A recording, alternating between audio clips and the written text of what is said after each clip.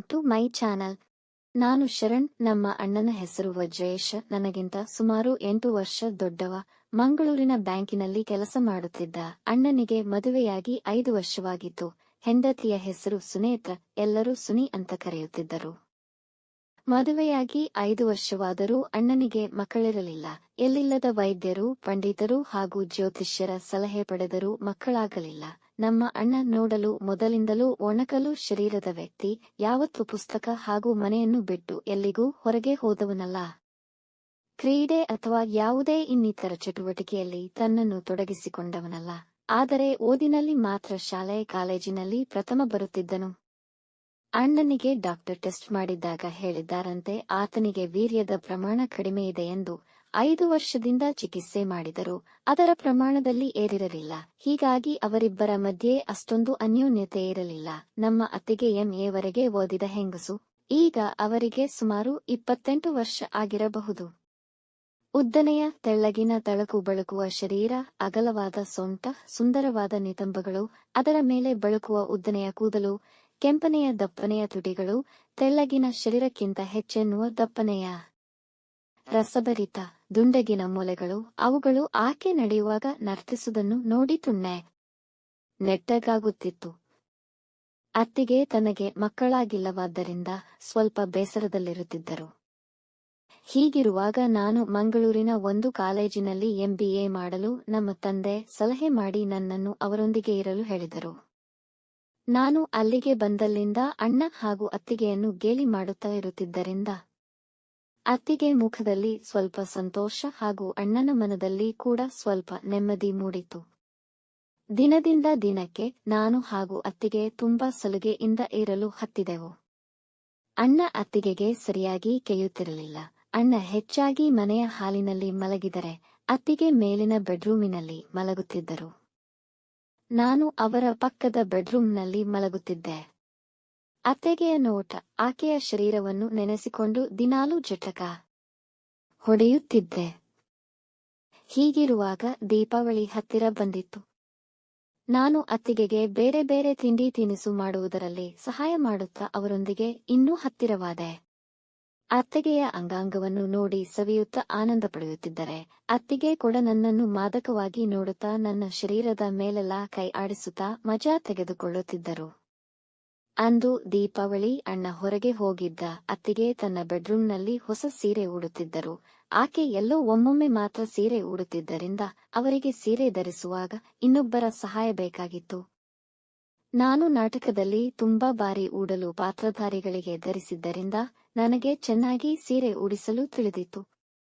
ಅತ್ತಿಗೆ ನನ್ನನ್ನು ಜೋರಾಗಿ ಕರೆದು ಬೆಡ್ರೂಮಿಗೆ ಬರಲು ಹೇಳಿದರು. ನಾನು ತವಕದಲ್ಲಿ ಬೆಡ್ರೂಮಿನತ್ತ ನಡೆದಾಗ ಅತ್ತಿಗೆ ನಗುತ್ತಾ ಹೇಳಿದರು, ನನಗೆ ಸೀರೆ ಸರಿಯಾಗಿ ಉಡಲು ಬರ್ತಾ ಇಲ್ಲ, ಸ್ವಲ್ಪ ಸಹಾಯ ಮಾಡೋ ಅಂತ ಹೇಳಿದರು. ಅವರು ಬರೀ ಲಂಗ ಹಾಗೂ ರವಕೆಯನ್ನು ಮಾತ್ರ ಧರಿಸಿ ಸೀರೆಯನ್ನು ಕೈಯಲ್ಲಿ ಹಿಡಿದಿದ್ದರು. ಉಬ್ಬಿದ ಮೊಲೆಗಳು ಆ ರವಕೆಯ ಮಧ್ಯದಲ್ಲಿ ಹೊರಗೆ ಬರಲು ಪ್ರಯತ್ನಿಸುತ್ತಿದ್ದವು. ಲಂಗದ ಮೇಲಿಂದಲೇ ಒಳಗೆ ಧರಿಸಿರುವ ಪಿಂಕ್ ಬಣ್ಣದ ಪ್ಯಾಂಟಿ ಚೆನ್ನಾಗಿ ತೋರುತ್ತಿತ್ತು. ಹಿಂದಿನಿಂದ ಅವರ ಕುಂಡೆಯ ಪಿರ್ರೆಗಳು ಅಲುಗುತ್ತಿದ್ದವು. ಅದನ್ನು ನೋಡಿ ನಾನು ಮತಿಭ್ರಮಣನಾದೆ. ನಾನು ನಗುತ್ತಾ ಸೀರೆಯನ್ನು ಕೈಯಲ್ಲಿ ಹಿಡಿದು ಅವರನ್ನು ಬಳಸಿ ಅವರ ಹಿಂದೆ ನಿಂತೆ. ಹಾಗೆ ಸೀರೆಯನ್ನು ಸರಿಯಾಗಿ ಸುತ್ತಿದೆ. ಸೀರೆಯ ನೆರಿಗೆಯನ್ನು ಹಾಕಿ ಅದನ್ನು ಅವರಿಗೆ ಲಂಗದ ಒಳಗೆ ಸಿಕ್ಕಿಸಿಕೊಳ್ಳಲು ಹೇಳಿದೆ. ಅತ್ತಿಗೆ ಅದಕ್ಕೆ ಹೇಳಿದರು. ಅದನ್ನು ನೀನೇ ಸಿಕ್ಕಿಸು ಅಂತ ಹೇಳಿ ನನ್ನ 2 ಭುಜದ ಮೇಲೆ ತಮ್ಮ ಕೈಯನ್ನು ಇಟ್ಟು ತನ್ನ ಹತ್ತಿರಕ್ಕೆ ಬಳಸಿ ನನ್ನನ್ನು ನಾನು ಅವರ ಸ್ಪರ್ಶಕ್ಕೆ ನಡುಕುವಂತಾದೆ. ಹಾಗೆ ಕೆಳಗೆ ನೋಡುತ್ತಾ ಒಂದು ಕೈಯಿಂದ ಅವರ ಹೊಟ್ಟೆಯನ್ನು ಸವರುತ್ತಾ ಲಂಗದ ಲಾಡಿಯನ್ನು ಹಿಡಿದು ಅದರ ಮಧ್ಯೆ ಸೀರೆಯ ಸೆರಗನ್ನು ಇನ್ನೊಂದು ಕೈಯಿಂದ ತುರುಕಿದೆ. ತುರುಕುವಾಗ ನನ್ನ ಕೈಯನ್ನು ಇನ್ನೂ ಕೆಳಗೆ ನೂಕಿದಾಗ ಅವರ ತುಲ್ಲಿನ ಸ್ಪರ್ಶವಾಗಿ ಅವರಿಗೆ ವಿದ್ಯುತ್ ಸಂಚಾರವಾದಂತಾಗಿ ಲತಾಂಗಿಯಂತೆ ಬೆಳಕತೊಡಗಿದರು. ತನ್ನ ತುಟಿಯನ್ನು ಸಣ್ಣದಾಗಿ ಕಚ್ಚಿ ನನ್ನ ಭುಜದ ಮೇಲಿಂದ ಕೈಯನ್ನು ತೆಗೆದರು. ಅವರು ಈಗ ಆ ಸೀರೆಯಲ್ಲಿ ರಂಬೆಯಂತೆ ತೋರುತ್ತಿದ್ದರು. ನಾನು ಅವರನ್ನು ಮಾದಕವಾಗಿ ನೋಡುತ್ತಿದ್ದರೆ ಅವರು ಕೂಡ ನನ್ನನ್ನು ಕಾಮೋದ್ರೇಕದಲ್ಲಿ ನೋಡುತ್ತಾ ಹೇಳಿದರು, ಏನೋ ಹಾಗೆ ನೋಡ್ತಾ ಇದೀಯಾ, ಯಾವಾಗಲೂ ಮೊದಲು ಸೀರೆಯಲ್ಲಿ ಹೆಂಗಸರನ್ನು ನೋಡ್ಹೇ ಇಲ್ವಾ ಅಂದಾಗ ನಾನು ವಾಸ್ತವಕ್ಕೆ ಬಂದು ತಬ್ಬಿಬ್ಬಾದೆ. ಥ್ಯಾಂಕ್ಸ್ ಕಣೋ, ಸೀರೆ ತುಂಬಾನೇ ಚೆನ್ನಾಗಿ ಉಡಿಸಿದೀಯಾ ಅಂತ ನಕ್ಕರು. ನಾನು ಅದಕ್ಕೆ ಪರವಾಗಿಲ್ಲ ಅತ್ತಿಗೆ, ಬಟ್ಟೆಯನ್ನು ಉಡಿಸುವುದಕ್ಕಿಂತ ಬಟ್ಟೆಯನ್ನು ಬಿಚ್ಚುವ ಕೆಲಸ ಇನ್ನೂ ತುಂಬಾ ಚೆನ್ನಾಗಿ ಮಾಡ್ತೇನೆ. ಸೀರೆಯನ್ನು ಬಿಚ್ಚುವಾಗ ಅಗತ್ಯ ಬಿದ್ದರೆ ಕರೀರಿಯೇ ಅಂತ ಹೇಳಿದಾಗ ಓಹೋ, ತುಂಬಾನೇ ಪೋಲಿಯಾಗಿ ಬಿಟ್ಟಿದ್ದೀಯಾ ಕಳ್ಳ ಅಂತ ತಲೆಗೆ ಹೊಡೆದು ಹೊರಗೆ ನಡೆದರು. ಹಾಗೆ ಆ ದಿನ ಅತ್ತಿಗೆ ಹಾಗೂ ಅಣ್ಣ ಊಟ ಮಾಡಿ ದೀಪಾವಳಿ ಆದ್ದರಿಂದ ನೆಂಟರಿಷ್ಟರ ಮನೆಗೆ ಸಿಗಲು ಹೋದರು. ಹಾಗೆ ಮನೆಗೆ ಬರುವಾಗ ಸುಮಾರು ಗಂಟೆ 10 ಆಗಿತ್ತು. ನಾನು ಟಿವಿ ನೋಡುತ್ತಾ ಕುಳಿತಿದ್ದೆ. ಬಂದಾಗ ಅಣ್ಣ ತುಂಬಾ ದಣಿದಿದ್ದ.